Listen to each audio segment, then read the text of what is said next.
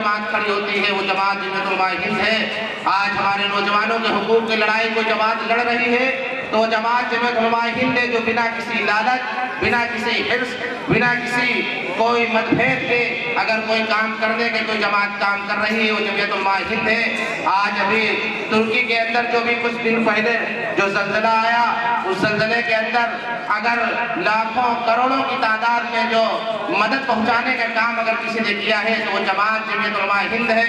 اسی جماعت سے تعلق رکھنے والے مقرر ہم سب کے مخدوم اور جو ہے مجاہدین جانشین ختم نبوت حضرت مولانا امین الحق عبداللہ صاحب قاسمی نائب صدر جمعیت علماء اتر پردیش و جنرل سیکریٹری جمعیت علماء شہر کانپور میں حضرت والا کو بہت ادب کے ساتھ درخواست کرتا ہوں حضرت والا آئے اور اپنے بیان سے ہم سب کے دلوں کو سکون و اطمینان پہنچائے۔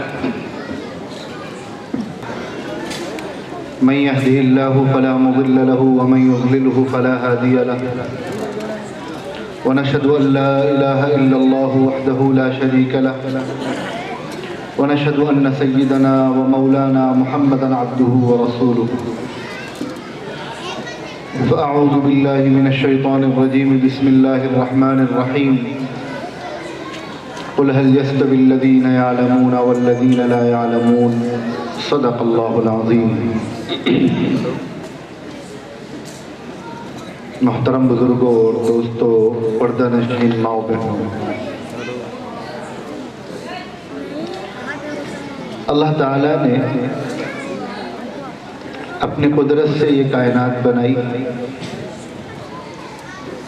اور اس کائنات میں بے شمار مخلوقات پیدا فرمائی،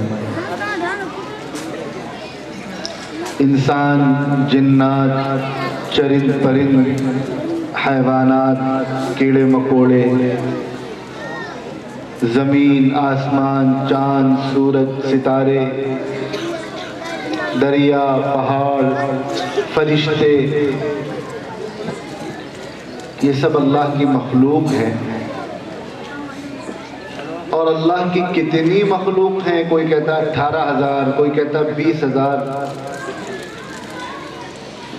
اللہ کی بے شمار مخلوقات ہیں اور ان تمام مخلوقات میں اللہ نے انسان کو سب سے افضل اور سب سے اشرف بنایا ہے۔ اللہ نے ہمیں انسان بنایا ہے، اللہ ہمیں کچھ اور بھی بنا سکتے تھے۔ اللہ نے ہمیں انسان بنایا اور انسان کو اپنی ان تمام مخلوقات میں سب سے بڑا بنایا،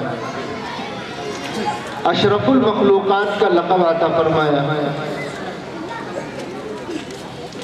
انسان کے تمام مخلوقات میں افضل ہونے کی جو وجوہات ہیں، جو سبب ہے، انسان اللہ کی ان تمام مخلوق کو کام کے حساب سے اگر دیکھ لیں، طاقت کے حساب سے دیکھ لیں تو سب سے کمزور انسان ہے۔ پہاڑ، پیڑ، ان سب کو تو چھوڑیے، فرشتوں کی طاقت کا یہ عالم ہے کہ بعض فرشتے وہ ہیں کہ وہ اپنا ایک پر پھیلا دیں تو ساتوں آسمان، ساتوں زمین ان کے ایک پر کے نیچے آ جائے، اور ان کی طاقت کا یہ عالم ہے کہ کبھی اللہ ان کو حکم دے تو وہ اپنے ایک بازو پر پوری دنیا کو اٹھا لیں، لیکن مرتبہ ان کا بھی انسانوں سے کم ہے۔ انسان کا مقام، انسان کا مرتبہ فرشتوں سے بھی بڑا ہوا ہے۔ اللہ تعالیٰ نے جب انسان کو بنانے کا ارادہ کیا،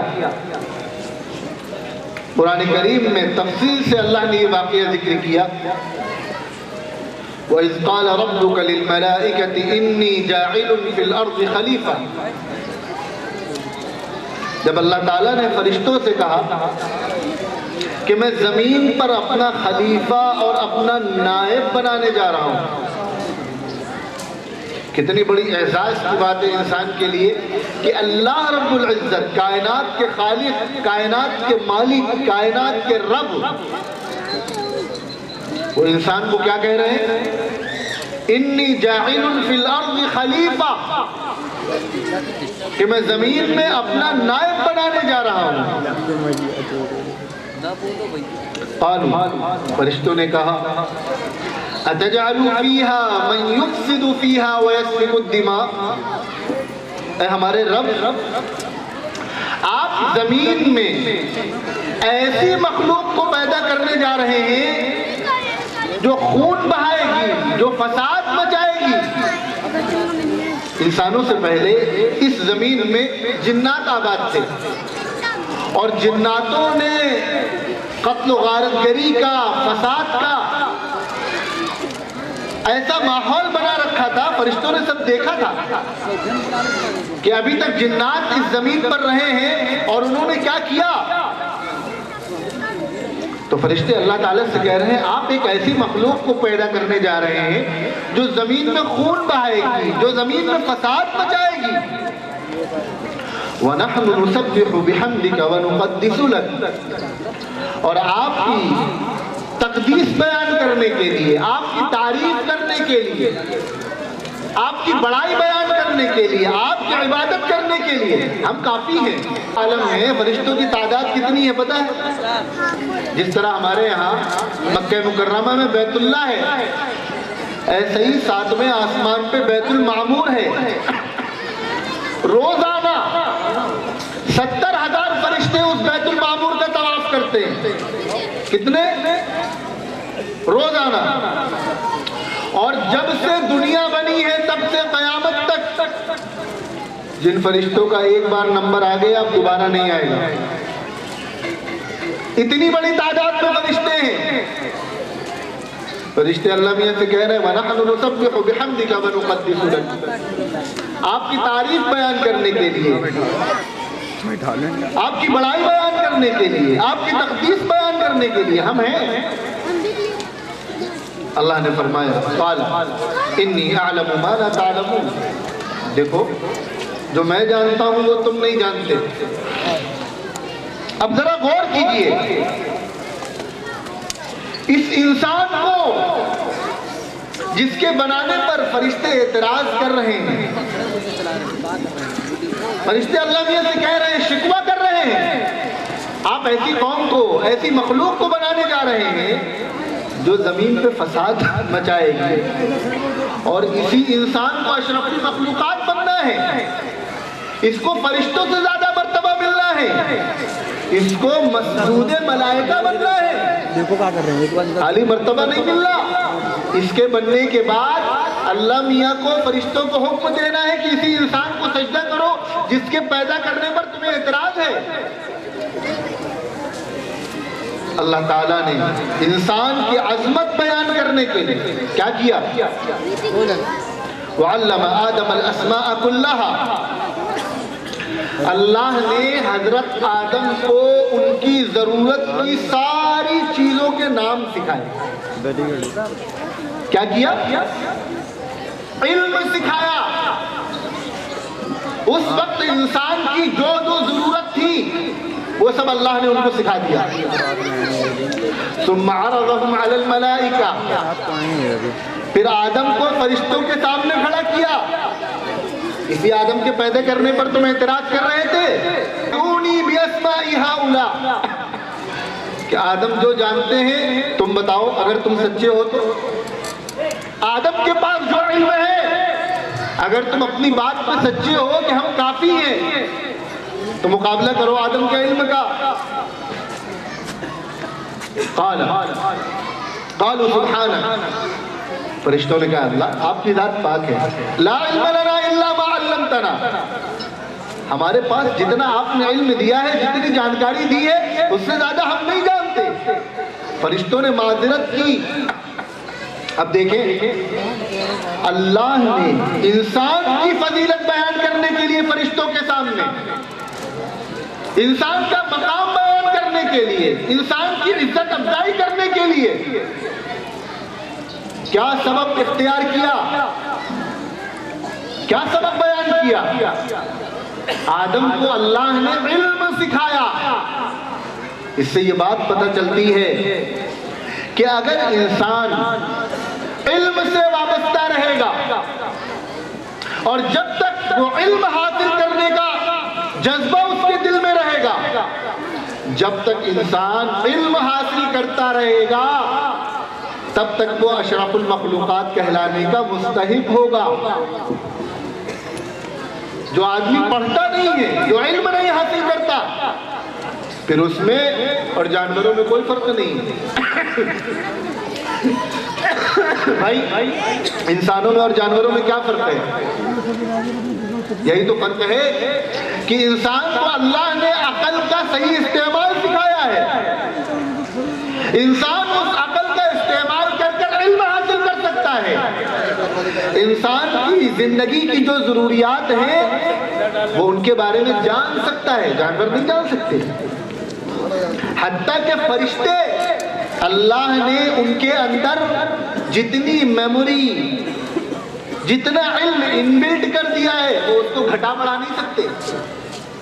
اتنی طاقتور قوم، اتنی طاقتور مخلوق فرشتے، ان کو اللہ نے یہ طاقت نہیں دی کہ وہ اپنی مرضی سے اپنی معلومات میں اضافہ کر لیں، وہ اپنی مرضی سے علم حاصل کر لیں، ان کو یہ اختیار نہیں ہے۔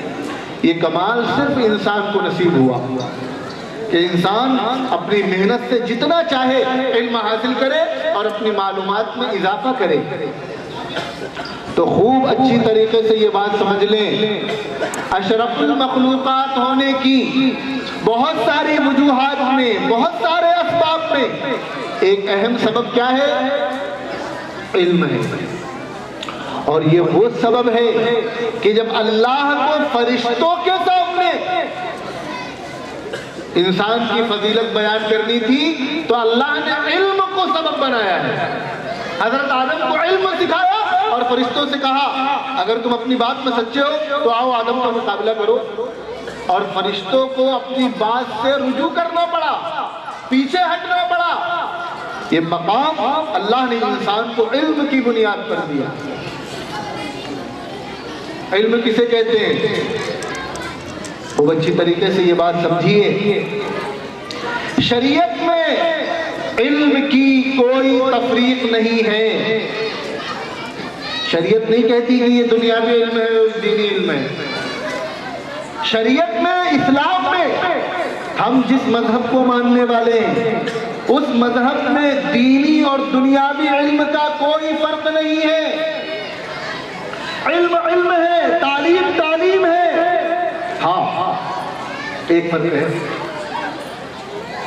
علم یا تو نافع ہوگا یعنی فائدہ پہنچانے والا ہوگا، یا غیر نافع ہوگا، نقصان پہنچانے والا ہوگا۔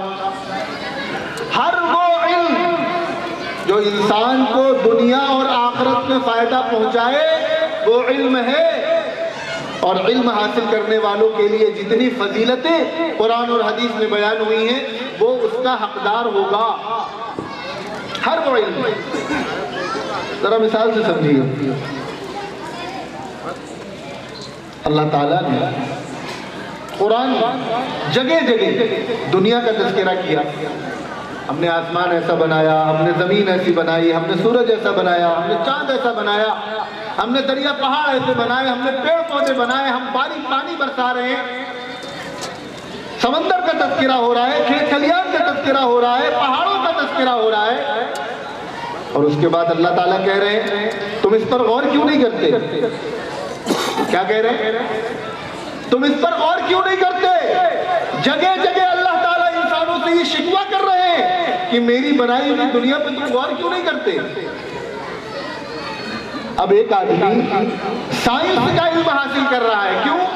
تاکہ وہ دنیا کو سمجھے، تاکہ وہ دریا پہاڑ کو سمجھے، وہ دنیا کا نظام سمجھے، وہ سورج چاند ستاروں کی سیر کرے، وہ چاند پر جائے، وہ دیکھے کہ اللہ نے دنیا کیسی بنائی ہے۔ تو کیا یہ دینی کام ہوگا؟ یہ دنیاوی کام ہوگا؟ یہ دین کا کام نہیں ہوگا؟ اللہ تعالیٰ قرآن میں بہت تفصیل سے اس کو ذکر کر رہے ہیں کہ ہم نے انسان کو کیسا بنایا، خون کے لتھڑے سے گوشت کا لتھڑا، پھر اس میں ہڈیاں، پھر اس میں یہ اور پھر وہ، پھر کھال چڑھائی اور آنکھ ایسی بنائی اور ناک ایسی بنائی اور ہاتھ ایسا بنایا. بڑی تفصیل سے اللہ انسان کی پیدائش کا تذکرہ کر رہے ہیں کہ ہم نے انسان کو کیسا بنایا. اور اس کے بعد اللہ تعالیٰ شکوہ کر رہے ہیں تم اس پر غور کیوں نہیں کرتے.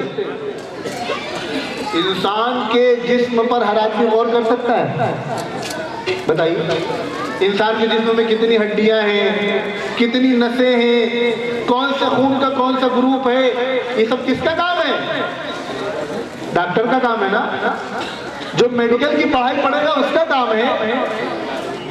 تو جگہ جگہ اللہ انسان سے یہ مطالبہ کر رہے ہیں کہ تم اپنے اوپر غور کرو. ہم جیسا جاہل آدمی وہ کیا اپنے اوپر غور کرے گا؟ یہ تو جن لوگوں نے اس کا علم حاصل کیا ہے کہ انسان کے جسم کیا چیز ہے وہی تو غور کریں گے. تو کوئی آدمی، کوئی مسلمان میڈیکل کی پڑھائی پڑھ رہا ہے تو کیا وہ دنیا کا کوئی کام کر رہا ہے؟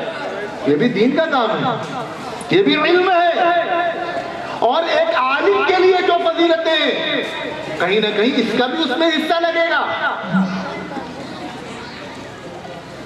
اللہ تعالیٰ نے تمام مسلمانوں کو مخاطب کر کے قرآن میں فرمایا کنتم خیر امہ، تم بہترین امت ہو، اخرجت للناس، تمہارا کام یہ ہے کہ تمہیں تمام انسانوں کو فائدہ پہنچانا ہے.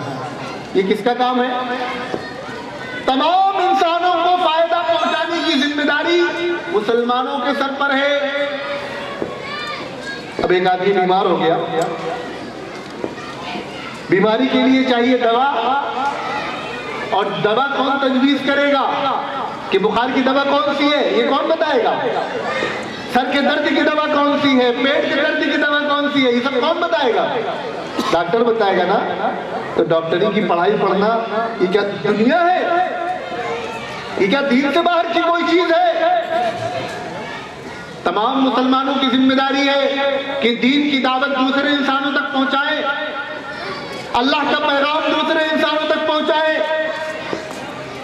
اب دنیا میں طرح طرح کی زبان بولی جاتی ہے، طرح طرح کی تہذیب ہے، طرح طرح کا کلچر ہے.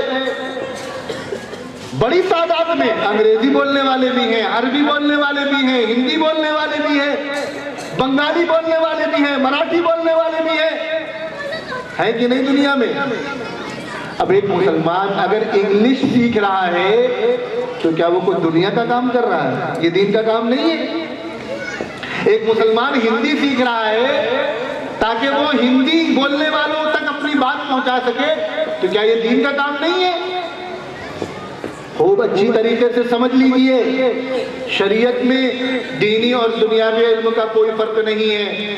شریعت میں دو ہی طرح کے علم ہیں، یا تو علم نافع ہوگا یعنی فائدہ پہنچانے والا، یا علم غیر نافع ہوگا جس سے انسان کو کوئی فائدہ نہ ہو. فائدہ دنیاوی بھی ہو اور فائدہ آخرت کا بھی ہو. کاہے کا فائدہ؟ صرف دنیا کا فائدہ نہیں، وہ علم جو انسان کو دنیا میں بھی فائدہ پہنچائے اور آخرت میں بھی فائدہ پہنچائے. اب ایک آدمی ہے وہ قرآن اس وجہ سے پڑھ رہا ہے تاکہ ہم بہت بڑے قاری صاحب کہلائیں، ہمارا بڑا نام ہو جائے، ہمیں جلسوں میں بلایا جائے. اس کو آخرت کا کوئی فائدہ ہوگا؟ ایک آدمی مدرسے میں آ کر قاری صاحب اس لیے بن رہا ہے تاکہ ہم بہت مشہور ہو جائیں، اسے آخرت کا کوئی فائدہ ہوگا؟ ایک آدمی آ کر مسئلے مسائل اس لیے سیکھ رہا ہے تاکہ سب لوگ آ کر صرف ہم ہی سے مسئلہ پوچھا کریں، ہم بہت بڑے مولانا صاحب کہلائیں، اسے آخرت کا کوئی فائدہ ہوگا؟ اگر کوئی آدمی قرآن بھی دنیا کے لیے پڑھے گا تو یہ دین کا علم نہیں کہلائے گا، اور اگر کوئی آدمی اسکول میں انگریزی اور ہندی بھی انسانوں کی خدمت کے لیے پڑھے گا، دین کی خدمت کے لیے پڑھے گا تو وہ بھی دین کہلائے گا، دنیا نہیں کہلائے گی. اور اس سے آگے بڑھ کر میں ایک بات عرض کروں، اللہ تعالیٰ نے، اللہ کے نبی صلی اللہ علیہ وسلم نے فرمایا التاجر الامین التاجر الصدوق الامین کل انبیاء و صدیقین، یا حدیث کے الفاظ ہو سکتا ہے کچھ اور ہوں، او کما قال علیہ الصلوۃ والسلام، کہ ایماندار تاجر، ایماندار بزنس مین، یہ کل قیامت کے دن انبیاء اور صدیقین کے ساتھ ہوگا۔ ذرا تصور کیجئے کون کہہ رہا ہے؟ وہ جو اپنی طرف سے کوئی بات نہیں کہتے، اللہ کی طرف سے کہتے ہیں۔ کیا فرما رہے ہیں؟ ایماندار تاجر یہ قیامت کے دن نبیوں کے ساتھ ہوگا اور صدیقین کے ساتھ ہوگا۔ اچھی تجارت کرنے کے لیے، اچھا بزنس کرنے کے لیے پڑھائی کی ضرورت ہے کہ نہیں ہے؟ اب ایک آدمی اس وجہ سے ڈگری لے رہا ہے تاکہ ہم کو خوب ہنر آ جائے، ہم اچھا کاروبار کر سکے، ہم ساری دنیا کے لوگوں کو ایکسپورٹ کر سکے مال۔ اس کا یہ پڑھنا یہ دنیا کہلائے گا؟ یہ دین نہیں کہلائے گا؟ مجھے بتائیے کیا یہ دین نہیں کہلائے گا؟ تو پہلی چیز میں نے عرض کی تھی، اللہ نے انسان کو جو فضیلت دی ہے اس کی بنیادوں میں سے ایک بنیاد کیا ہے؟ علم ہے، علم۔ اگر کوئی انسان علم حاصل نہیں کر سکتا تو پھر وہ علم حاصل نہ کرے تو پھر وہ اشرف المخلوقات کہلانے کا مستحق نہیں ہے۔ اور علم کسے کہتے ہیں؟ ہر وہ جانکاری جو انسان کو دنیا اور آخرت میں فائدہ پہنچائے، علم اسے کہتے ہیں جو انسان کو انسانیت کی خدمت سکھائے، وہ علم کہلائے گا۔ اب ذرا ایک بات سمجھیے، یہ دنیا چند دن کی ہے۔ کتنے دن کی ہے؟ 4 دن کی، چاندنی ہے پھر اندھیری رات ہے۔ اس دنیا میں انسان کی عمومی طور پر عمر کتنی ہوتی ہے؟ 60 سال 70 سال؟ آج تو ایوریج عمر 50 سال، اور اب تو کوئی بھروسہ ہی نہیں، پتہ چلا 20 سال کے بچوں کو ہارٹ اٹیک پڑ رہا ہے۔ تو اس دنیا کی عمر بہت چھوٹی ہے۔ اللہ کے نبی صلی اللہ علیہ وسلم نے ایک موقع پر ارشاد فرمایا کہ میرے اور قیامت کے بیچ اتنا فاصلہ ہے جتنا ان دونوں انگلیوں کے بیچ کا فاصلہ ہے۔ تو قیامت، دنیا کا خاتمہ بہت دور نہیں ہے، اس دنیا کو ایک دن ختم ہو جانا ہے، اور اس کے مقابلے میں ایک دوسری دنیا ہے جہاں ہمیں جانا ہے۔ اس کی کوئی حد ہے، کوئی لیمٹ ہے؟ وہ دنیا کبھی ختم ہوگی؟ وہ ہمیشہ ہمیش کی دنیا ہے، اس کو کبھی ختم نہیں ہونا۔ وہ کاہے کی دنیا ہے؟ جنت کی دنیا ہے۔ اللہ تعالیٰ ہم سب کو جنت پہنچائے۔ تو وہ علم جو براہ راست ڈائریکٹ ہماری آخرت کے لیے فائدہ مند ہو، اس ہمیشہ ہمیش کی دنیا کے لیے فائدہ مند ہو، اس علم کی ضرورت زیادہ ہے یا وہ علم جو ہماری دنیا کی زندگی کے لیے فائدہ مند ہو؟ کون سے علم کی ضرورت زیادہ ہے؟ وہ علم جو ہماری قبر کی تاریکی میں کام آئے، وہ علم جو کل میدان محشر میں کام آئے، وہ علم جو ہمارے پروردگار ہمیں پیدا کرنے والے سے تعارف کرائے، انٹروڈکشن کرائے، وہ علم جو ہمیں اچھا انسان اور اچھا مسلمان بنائے، اس علم کی ضرورت زیادہ ہے یا وہ علم جو ہماری دنیاوی ضرورت میں کام آئے؟ علم دونوں ہے، لیکن زیادہ ضروری کون سا ہے؟ وہ علم جو ہماری اس دنیا میں کام آئے جو ہمیشہ ہمیش کی دنیا ہے۔ اور وہ علم کون سا ہے؟ قرآن کا علم ہے، حدیث کا علم ہے، فقہ کا علم ہے، مسئلے مسائل ہے۔ ایک عالم بننے کے لیے، ایک مولانا بننے کے لیے جو کچھ پڑھایا جاتا ہے، یہ وہ علم ہے جو ہماری آخرت کے لیے ضروری ہے، جو ہماری قبر کی تاریکی میں کام آنے والا ہے۔ اور جو علم اتنا ضروری ہو، جس کی اتنی فضیلت ہو، جو ہماری جنت میں جانے کا سبب بنے، اس علم کو پڑھانے والوں کا کیا مقام ہوگا، اور اس علم کو پڑھنے والوں کا کیا مقام ہوگا. ابھی آپ کے سامنے بچوں کی دستار بندی ہوگی، جنہوں نے حفظ مکمل کیا، جنہوں نے قرآن اپنے سینوں میں محفوظ کیا، ان کا کیا مقام ہوگا، ان کا کیا مرتبہ ہوگا. قرآن کریم میں اللہ تعالیٰ اعلان فرما رہے ہیں اِنَّا نَحْنُ نَزَّلْنَا الذِّكْرَ وَإِنَّا لَهُ لَحَافِظُونَ، کہ یہ قرآن ہم نے نازل کیا ہے، ہم اس کی حفاظت کریں گے. کون کہہ رہا ہے؟ اللہ تعالیٰ دعویٰ کائنات کے رب ہے، کائنات کے پروردگار ہے. اس سے پہلے کسی بھی کتاب کے بارے میں یہ اعلان نہیں ہوا، چاہے وہ توریت ہو، چاہے انجیل ہو، چاہے زبور ہو، چاہے دیگر آسمانی کتابیں ہوں. کسی کے بارے میں اللہ نے یہ اعلان نہیں کیا کہ ہم اس کی حفاظت کریں گے. اور قرآن کے بارے میں اللہ اعلان فرما رہے ہیں کہ ہم خود قرآن کی حفاظت کریں گے، ہم حفاظت کریں گے. اور اللہ حفاظت کیسے فرما رہے ہیں؟ اب اس حفاظت کے لیے اللہ جن لوگوں کو چنے اپنے دعوے کی تکمیل کے لیے، اللہ ایک دعویٰ کر رہے ہیں کہ اس کی حفاظت ہم کریں گے، اور اس کام کے لیے اللہ جن لوگوں کو چن رہے ہیں ان کا کیا مقام ہوگا. کتنی ہی ان کی فضیلتیں بیان کر دی جائے لیکن صحیح معنوں میں ان کا بیان کا حق ادا نہیں کیا جا سکتا کہ ان کا کیا مقام ہے. جب انسان ڈوب جائے گا، جب انسان یہ تمنا کریں گے کہ اللہ پاک آپ چاہے جنت میں بھیجیے چاہے جہنم میں، لیکن کم سے کم حساب کتاب تو شروع کیجئے. ذرا تصور کیجئے، آج سورج ہزاروں میل دور ہونے کے باوجود دن کے 12 بجے گرمی کے مہینے میں نہیں دیتے، یہ عرش کے سائے میں ہوں گے، اللہ کے عرش کے سائے میں یہ حفاظ کرام ہوں گے. اور وہاں ہر آدمی پریشان ہوگا، پتہ نہیں ہمارا کیا ہوگا، کیا حساب کتاب ہوگا، پتہ نہیں ہمیں جنت ملے گی جہنم ملے گی. حسرت اور شرمندگی سے لوگ اپنے ہاتھ کھا رہے ہوں گے. جب المرء من اخیہ، جب بھائی بھائی سے بھاگ رہا ہوگا، وَأُمِّهِ وَأَبِيهِ، جب ماں اپنے بیٹے سے، باپ اپنے بیٹے سے بھاگ رہا ہوگا. ماں کی محبت کا کوئی اندازہ کر سکتا ہے؟ دنیا میں ماں کی محبت کا کوئی مقابلہ کر سکتا ہے؟ ماں سے زیادہ محبت کرنے والا کوئی نہیں.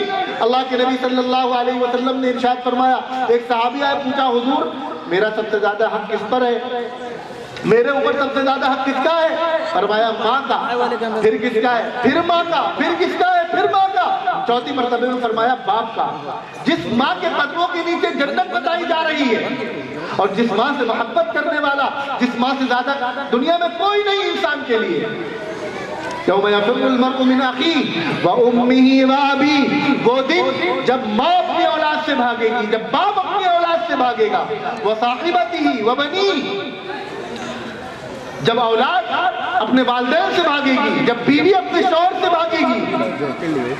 اس دن اللہ تعالیٰ حافظ سے کیا کہیں گے؟ اکیلے جانے کی ضرورت نہیں ہے، اپنے ساتھ 10 ایسے لوگوں کو لے کر جاؤ جن پر جہنم واجب ہو چکی ہے. اور یہ مقام تو حافظ کو ملے گا. حافظ کے والدین کو ایسا تاج پہنایا جائے گا جس کی خوبصورتی، جس کی چمک سورج سے زیادہ ہوگی. ذرا اندازہ کریے اس وقت کا، ان حالات کا اندازہ کیجئے کہ اس وقت کیا ہو رہا ہوگا. آج کہیں آپ جائیں، بینک جائیں کام سے، اور بڑی لمبی لائن لگی ہو، اور بینک میں کوئی آپ کے تعلق والا ہو، وہ آپ کو الگ سے لائن میں نہ لگوا کر خصوصی طور پہ اندر بلا کے آپ کا کام کرتے. کتنا سینہ چوڑا ہوتا ہے، سب کے سامنے لگتا ہے کہ ہمارا منہ سے تاؤ دے کر نکلتے ہیں کہ سب کے سامنے ہماری عزت ہو گئی. اور وہاں جب نفسا نفسی کا عالم ہوگا، جب لوگ ترس رہے ہوں گے، اس موقع پر جب حافظ کو یہ مقام ملے گا، اور خالی اکیلے نہیں، اس سے کہا جائے گا اپنے ساتھ 10 کو لے کر جاؤ.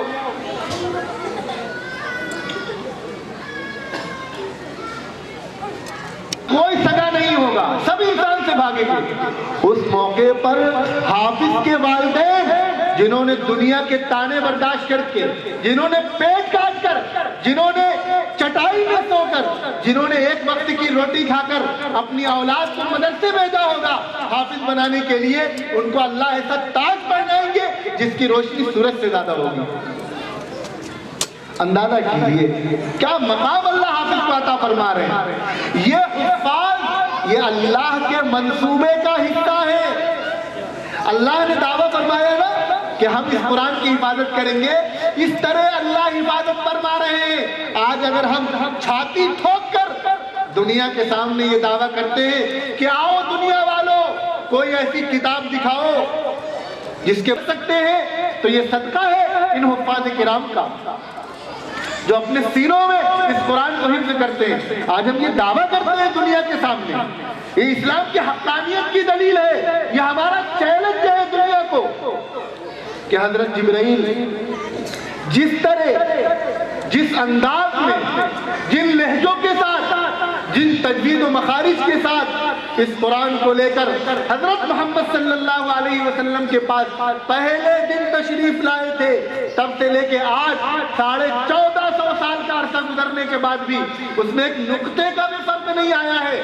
اگر ہم یہ چیلنج کر سکتے ہیں تو یہ ان حفاظ کرام کی وجہ سے، ان کی بدولت، یہ امت کے محسن ہیں۔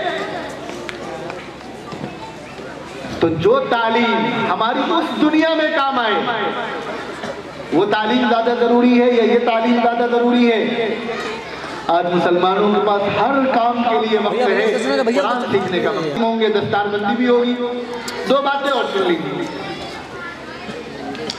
جب دنیا میں انسانوں میں دو لوگ گفتگو کرتے ہیں، دو لوگ بات کرتے ہیں، تو اس کے لیے سب سے زیادہ ضروری یہ ہوتا ہے کہ کہنے والے کو بھی پتا ہو وہ کیا کہہ رہا ہے اور سننے والوں کو بات سمجھ میں آ رہی ہے، تبھی تو بات کرنے کا کوئی فائدہ ہے۔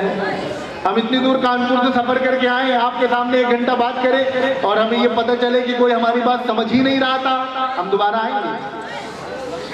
آپ اپنے بیٹے کو کچھ سمجھائیں اور وہ ایک دم خاموشی سے سنے اور پتہ چلے اس کو کچھ سمجھ ہی بھی نہیں آیا، آپ کو غصہ آئے گا، ناراضگی ہوگی۔ اب ذرا سینے پہ ہاتھ رکھ کے اپنے دل سے پوچھئے کہ ہمارے رب نے یہ قرآن ہمارے لیے بھیجا ہے؟ ہمارا رب، ہمارا پروردگار جس نے ہمیں پیدا کیا، وہ رب کہ جب اس نے ہمیں پیدا کرنے کا ارادہ کیا تو فرشتوں نے اعتراض کیا، تو انسانوں کی فضیلت اس رب نے فرشتوں کے سامنے بیان کی۔ وہ رب جو ہمیں کھلا رہا ہے، ہمیں پلا رہا ہے، ہماری تمام نافرمانیوں کے باوجود ہمیں ہر طرح کی نعمتیں دے رہا ہے، وہ رب جو 100 ماؤں سے زیادہ ہم سے محبت کرتا ہے، اس قرآن میں وہ رب ہم سے بات کر رہا ہے، وہ ہم سے کچھ کہنا چاہ رہا ہے، اور ہمارے پاس اتنا وقت ہی نہیں ہے کہ ہم سمجھ سکیں کہ ہمارا رب ہم سے کیا کہہ رہا ہے۔ دنیا میں ہم آپ سے بات کریں اور آپ نہ سمجھیں تو ہم دوبارہ آپ سے بات کرنا بند کر دیں، اور رب ہمارا وہ ہم سے، امت سے بات کرے، انسانوں سے بات کرے، اور ہمارے پاس اتنا وقت ہی نہیں ہے کہ ہم اپنے رب کی بات کو سمجھ سکیں۔ اور حد تو یہ ہو گئی، حد تو یہ ہو گئی کہ ہم جو کہہ رہے ہیں ہم خود وہ نہیں سمجھ رہے ہیں۔ ہم نماز پڑھتے ہیں، اللہ سے بات کرتے ہیں، ہمیں پتہ ہے ہم نماز میں اللہ سے کیا کہہ رہے ہیں۔ یعنی دنیا میں اگر کوئی بات کرے تو بات کرنے والا اگر اپنی بات بلا سوچے سمجھے بات کرے تو دنیا کہے گی پاگل ہے، کچھ بھی بولتا رہتا ہے، اسے خود نہیں پتہ یہ کیا کہہ رہا ہے۔ اور اگر بات سننے والا بات نہ سمجھے تو بات کرنے والا دوبارہ بات کرنا بند کر دے۔ اور کائنات کے رب، کائنات کے پالنہار، پروردگار جن کے قبضہ قدرت میں پوری کائنات کا نظام ہے، وہ اپنے بندوں سے بات کرے، اور ہمارے پاس اتنی فرصت نہیں کہ ہم اس کو سمجھیں، اور ہم اپنے رب سے بات کریں تو ہمیں فرصت نہیں کہ ہم یہ سمجھنے کی کوشش کریں کہ ہم اپنے رب سے کیا کہہ رہے ہیں۔ رمضان قریب آ رہے ہیں اور رمضان اور قرآن کا جوڑ ہے، شہر رمضان الذی انزل فیہ القرآن، اسی رمضان میں قرآن نازل کیا گیا۔ عہد کیجئے ایک ایک فرد، چاہے وہ بوڑھا ہو، چاہے جوان ہو، چاہے بچہ ہو، کہ قرآن سیکھیں گے۔ سیکھیں گے نہیں سیکھیں گے؟ کتنے لوگ سیکھیں گے؟ کتنے لوگ سیکھیں گے؟ خالی ہمیں دکھانے کے لیے نہیں، خود ذرا غور کیجئے کہ ہم مسلمان ہیں، کس منہ سے ہم اپنے رب کا نام لیتے ہیں جب اس کا بھیجا ہوا کلام آج تک ہم نے نہیں پڑھا؟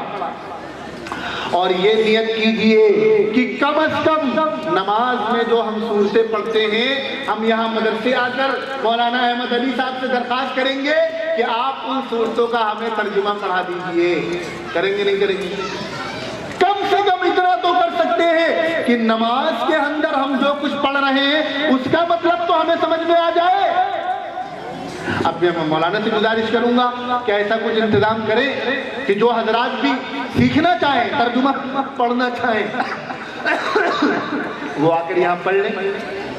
اور آخری بات، میں نے کہا تھا 2 بات کہوں گا، ایک بات تو یہ، آخری بات تعلیم کے حوالے سے۔ اللہ کے نبی صلی اللہ علیہ وسلم پر جو پہلی وحی آئی ہے، بھیجنے والا کون ہے؟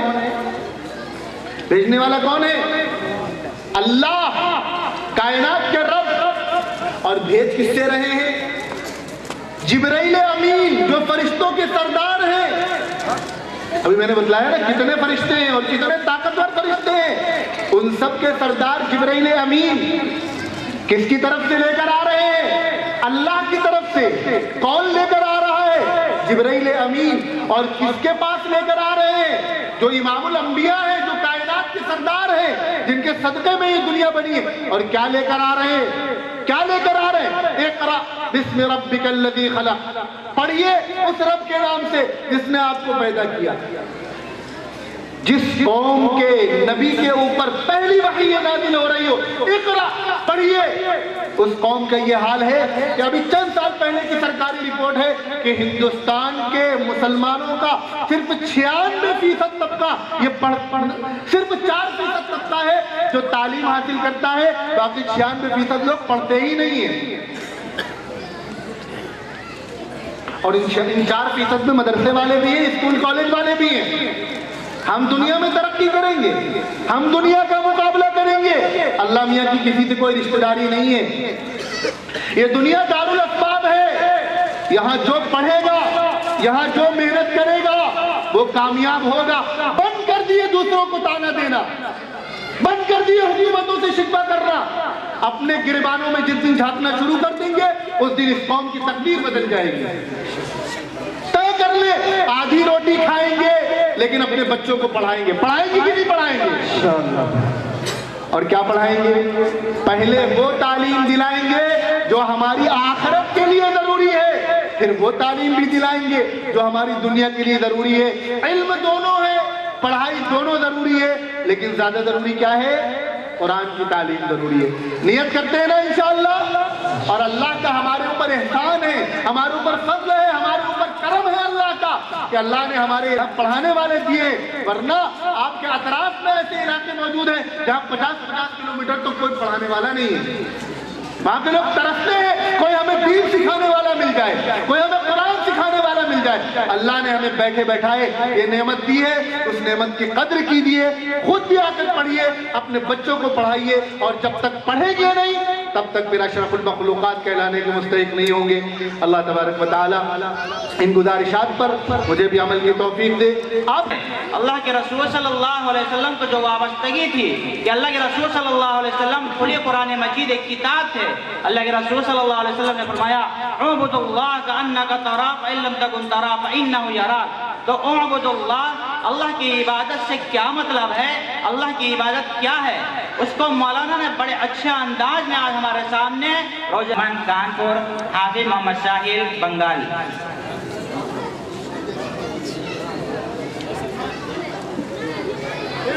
ان کو ٹرافی کی شکل میں انعامات دیا جا رہا ہے۔ اس کے صاحب خیر کی طرف سے انہیں سوائے سیٹ بھی دیا جا رہا ہے۔ تمام انعامات ہم نے لے کر جائے۔ شوٹ کر لو،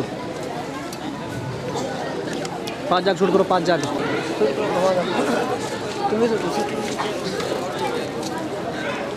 بھیا نشان مت جاؤ۔ یہ ان کا اکرام اور اعزاز ہے جنہوں نے حفظ قرآن کیا ہے۔ اس طریقے پر اللہ رب العزت نے آخرت کے لیے ان کا اعزاز اور اکرام خیر کی طرف سے تمام حفاظ کرام، جو 6 حفاظ کرام ہیں، انہیں 500 روپے کا نقد انعام بھی دیا جا رہا ہے. یہ 6 کے 6 حضرات بعد میں دفتر سے انعامات پیسے کا وصول کر لیں.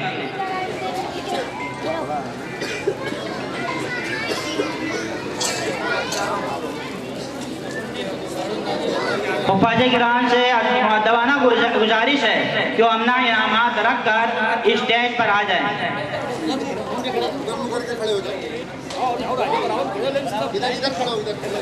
ایک درد چل رہا ہے تو ہمارا ایک فیصلی کام سے اعتبار سے ہمارے اندر دین کی ترقیات کے اعتبار سے کام کیا جا رہا ہے.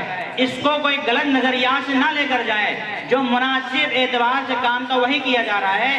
کیونکہ ہمارا آج کا ہندوستان کے اندر جو معاملہ ہے اس معاملے کو لے کر ہمارے لیے دنیاوی اعتبار سے فزیکلی چلنا بھی ضروری ہے. اس اعتبار سے ان حفاظ کرام کا جو اکرام کیا جا رہا ہے باقاعدہ اس اعزاز کو ہمیں ہر جگہ دکھانے کے لیے کام کیا جا رہا ہے اور کوئی مقصد نہیں اس کا. الحمدللہ. جی اس کے بعد ہمارے اسی مدرسے کے فائزین طلباء کرام کہ جنہوں نے سالانہ امتحان میں اول کی شکل میں لے کر جائیں. فائزین طلبہ درجہ حفظ میں اول نمبر حاصل کیا ہے محمد شعبان ہڑہا. انہوں نے 50 نمبر میں مکمل پورا. انہوں نے دوسری پوزیشن حاصل کی ہے. یہ آ جائیں. انہوں نے 50 میں سے 49 نمبر حاصل کیے. جلدی آ جائیں. تیسرا نمبر 100 پوزیشن حاصل کرنے والے حافظ محمد عارف سیتا پوری. انہوں نے 50 میں سے 48 نمبر حاصل کیے. حافظ محمد عارف سیتا پوری.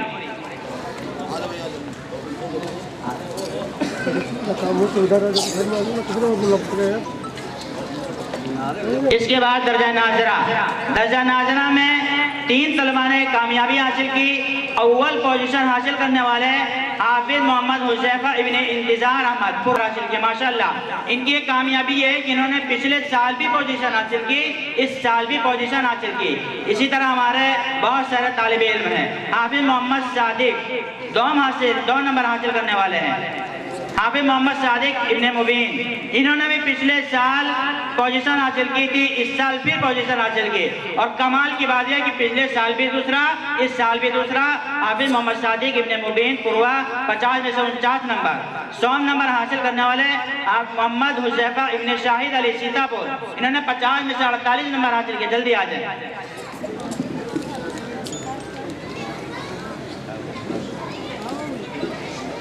اسی طریقے پر ہمارا دینیاتی مکتب چلتا ہے. اس دینیاتی پہلا نمبر حاصل کیا محمد شاہد. دونوں پرچے کے اعتبار سے نام بیان کیا جائے. محمد شاہد مکتب میں انہوں نے اول پوزیشن حاصل کی. محمد شاہد. اور اسی طریقے پر اول نمبر حاصل کیا مکتب میں دوسرے طالب علم محمد مزمل. محمد مزمل آ جائیں. انہوں نے دوسرا نمبر حاصل کیا ہے. اس کے بعد محمد فرحان ابن رفیق. محمد فرحان ابن رفیق انہوں نے محمد فرحان ابن رفیق. تسنیم فاطمہ انہوں نے 2 پوزیشن حاصل کی. تسنیم فاطمہ. اقصا آ جائیے. ادیبہ انہوں نے 100 پوزیشن. ادیبہ 100 پوزیشن حاصل کیا. ادیبہ. اقصا ادیبہ. جلدی آ جائیے.